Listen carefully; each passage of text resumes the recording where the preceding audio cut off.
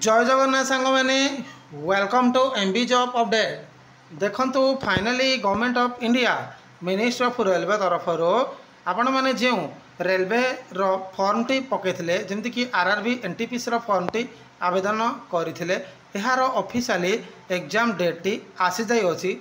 Detail देखिबा केबे यार परीक्षा टी कंडक्ट होबाक जाउछि, तेणु वीडियोटी को संपूर्ण देखिबे।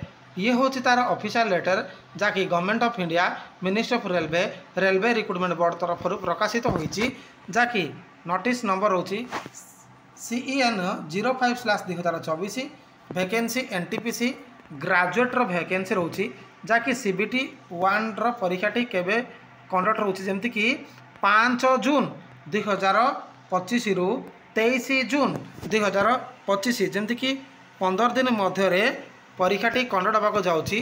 कंप्यूटर बेस्ड टेस्ट माध्यम परीक्षाटी हम आपणकर जमी कि फ्री ट्रावेल SC/ST 10 दिन पूर्व आपणकर सिटी इंटीमेशन लेटर आसीज फ्रेंड।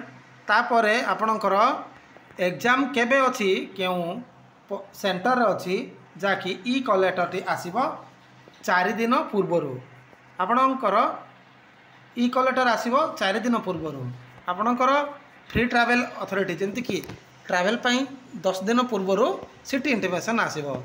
यार ऑफिशियल वेबसाइट रोची rrbapply.gov.in रोची। संपूर्ण आधार बायोमेट्रिक माध्यम कैंडिडेट मानकर परीक्षाटी कंडक्ट हम फ्रेंड, जहाँकि CBT 1 रो परीक्षाटी पुणी थे कही रखुची जे एनटीपीसी CBT 1 रो ग्रेजुएट रो एग्जाम डेट रोची 5 जून 2025 रु 23 जून 2025 मध्य कंडक्ट होगा जाऊँगी। सो फ्रेंड देखंतु मैक्सिमम